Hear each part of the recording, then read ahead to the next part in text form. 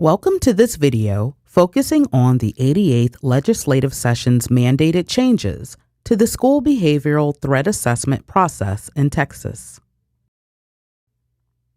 In this video, we have 3 goals. First, we will review the 5 new school behavioral threat assessment responsibilities. Second, while discussing each responsibility, we will provide guidance for understanding and implementing the responsibility. And third, available related resources for each new responsibility will be shared in case you desire additional information.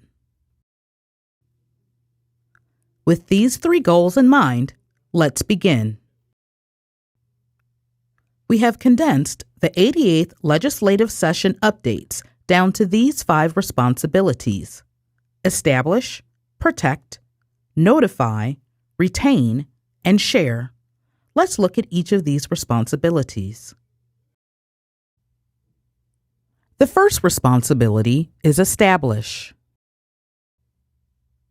Texas Education Code 37.115 requires each district campus to establish a clear procedure for a student to report concerning behavior exhibited by another student for assessment by the threat assessment team or an appropriate school employee. The following is recommended guidance for understanding and implementing this responsibility. Ask the question, do clear procedures for student reporting exist? And if so, are these procedures clearly understood by everyone, especially by the students? If your answer is yes, then no further action is needed. However, if your answer is no, then take appropriate action that may include establishing a clear procedure, training everyone, especially staff and students, or doing both.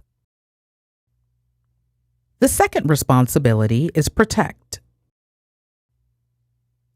Texas Education Code 37.115 requires you to protect the identity of a district employee who reports a potential threat if the employee desires to keep their identity confidential. The following is recommended guidance for understanding and implementing this responsibility of protecting the confidentiality of a reporting employee. First, only the initial reporting district employee has the option to have their identity protected. This confidentiality option is not available to other employees who provide information to the team later during the threat assessment process. Second, an employee who desires to keep their identity confidential has protection under Chapter 552 of the Government Code. Third, the reporting employee needs to understand the law does allow their identity to be disclosed as necessary to the threat assessment team, the district, or law enforcement so an investigation can be conducted concerning the potential threat they have reported. Fourth, the reporting employee also needs to understand the district is required by law to maintain a record of their identity, even though their identity remains protected under Chapter 552 of the Government Code. Let's briefly discuss a resource that will help the district protect the identity of the reporting employee. The K-12 Threat Assessment Case Worksheet has been designed to guide the threat assessment team through the complete behavioral threat assessment process. This document is located in the SBTA training locker you gained access to when you attended training through the Texas School Safety Center. On page 1, there is a section that allows the team to ensure the reporting employee has been made aware of this confidentiality option and a place to record if they elect to remain confidential or not. The third responsibility is notify. There are 3 new required parental notifications. Texas Education Code 37.115 requires the threat assessment team to notify the parent or guardian of the student before the team begins conducting a threat assessment on the student. The following is recommended guidance for understanding and implementing this responsibility. First, address an emergency before you do anything else. Only after the immediate threat to life has been removed should you notify a parent of the team's intent to conduct a threat assessment on their child. Second, the district should determine how its threat assessment teams are to notify parents in an expedient and compassionate way in order to begin the threat assessment process as quickly as possible. Third, and to clarify, this mandate directs the team to share with the parent the team's intent to conduct a threat assessment on their child. It does not direct the team to ask for parental permission to do so. Finally, if a parent objects to a threat assessment being conducted on their child, inform the parent the district is required by law to initiate a threat assessment when it is alerted to a student exhibiting behavior that may pose a risk of harm towards self or others. Let's briefly discuss 2 resources available that will help the district with notifying a parent before a threat assessment begins on their child. The Texas School Safety Center has developed a parental notification of intent to conduct a school behavioral threat assessment sample script. Consult with district leadership on standard messaging with parents, since this is sample guidance. Please note, a link to this document can be found in the resources section below this video. The third paragraph recommends, due to the necessity of starting a threat assessment as quickly as possible, to notify by phone the parent of a child that the team intends to conduct a threat assessment on their child. The fourth paragraph provides a sample script of what to say to the parent during this phone call. Please note, this is an optional script districts can choose to edit and use for notifying a parent. Let's look again at the K-12 Threat Assessment Case Worksheet. On page 1, there is a section to help you remember to notify the parent before you begin the threat assessment. This can also serve as a place to document this notification took place. Texas Education Code 37.115 requires the threat assessment team to reach out to the parent or guardian of the student and provide them with the opportunity to participate in the assessment, either in person or remotely, and submit information regarding the student that might assist the team with conducting the assessment. The following is recommended guidance for understanding and implementing this responsibility. First, teams satisfy this responsibility by conducting a parent interview as they were trained to do during the Texas School Safety Center's mandated training. The parent interview provides one of the dots of information you will collect during the threat assessment process. Second, please note the law is not stating the parent becomes a member of the threat assessment team. Rather, it is simply requiring the team to request the parent to participate in the assessment by providing information about their child. The reason a parent cannot become a team member is the legal requirement of ensuring FERPA confidentiality of involved students, as well as the confidentiality of the reporting district employee if they have elected to remain confidential. Let's briefly discuss a resource that will help the district with notifying a parent of the opportunity to participate in the assessment. This is the parental notification sample script we looked at earlier. The last paragraph addresses the likelihood of a parent having some questions when you contact them about the team's intention to conduct a threat assessment on their child. Once you answer their initial questions, you can either ask them for information on their child or set up a time for them to come in for that discussion. The timing of when the parent shares information with you is dependent upon the urgency of the threat made and the availability of the parent. Texas Education Code 37.115 requires the threat assessment team to provide the finding and conclusions regarding a student to the parent or guardian of the child once the threat assessment is complete. The following is recommended guidance for understanding and implementing this responsibility. First, let's clarify what is meant by the finding the team is required to share with the parent. The process to arrive at the finding is: collect the dots of information, ask the 11 investigative questions of the information collected, and then ask the 2 assessment questions. The finding of the reported threat or concerning behavior you share with the parent is one of 3 options. Option 1. The reported threat or concerning behavior was found to be a misunderstanding or false report, and the assessment is being closed with no further action being taken. Option 2. The reported threat or concerning behavior could not be verified, and the team will continue to monitor the situation for behaviors indicative of harm to self or others in the community. Option 3.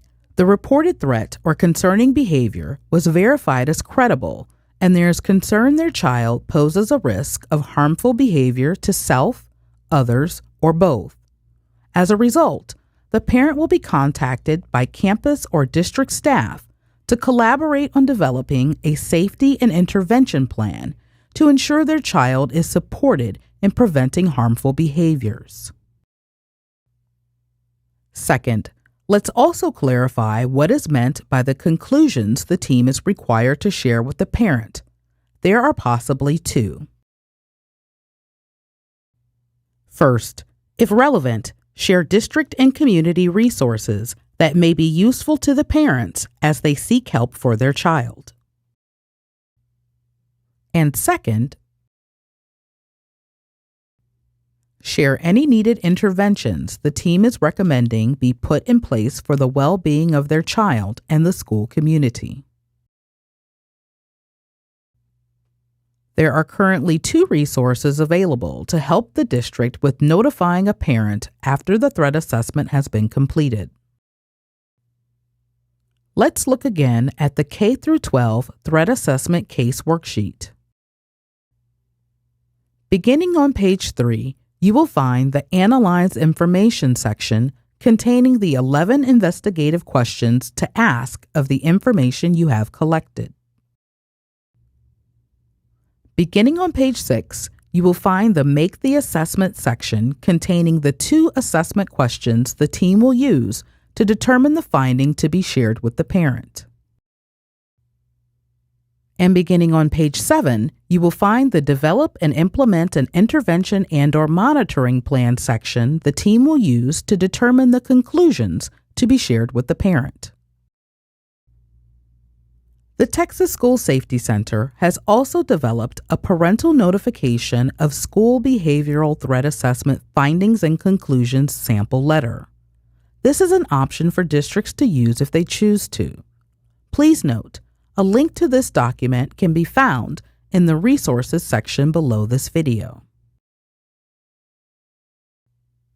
The letter template provides a place for you to insert a summary of the nature of the reported threat, 3 options for the team's finding based upon the data collected during the threat assessment, a paragraph explaining why you attached a list of resources to the letter, and finally, a request for the parent to keep the team updated since the team is required to follow up with the interventions used and the additional supports put in place for the well-being of their child and the school community. The fourth responsibility is retain. Texas Education Code 37.115 requires materials and information provided to or produced by a threat assessment team during a threat assessment to be maintained in the student's record until the student's 24th birthday. As a result, districts should develop a system to ensure materials and information provided to or produced by a threat assessment team during a threat assessment are maintained in a student's school record until their 24th birthday. The fifth and final responsibility is share. In the case of a transfer, Texas Education Code 25.036 now requires the child's school district of residence to provide the receiving district with the child's disciplinary record and any threat assessment involving the child's behavior. If a child is enrolled in a Texas public school, the 88th legislative session also amended Texas Education Code 25.002, requiring the parent or guardian or the district the student most recently attended to provide the new school district with a copy of the child's disciplinary record and any threat assessment record involving the child's behavior. On December 14, 2023, TEA released a To the Administrator addressed correspondence with updated guidance on the sharing of disciplinary and threat assessment records when a student transfers schools.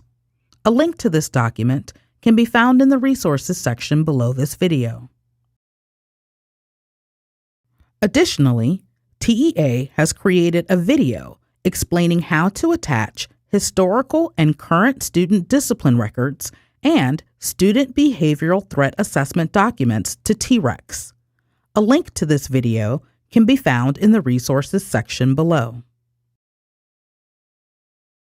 The Texas School Safety Center, in collaboration with TEA, created a guidance checklist for sharing school behavioral threat assessment documentation with the receiving district. A link to this document can also be found in the resources section below. Let's take a brief look at this tool.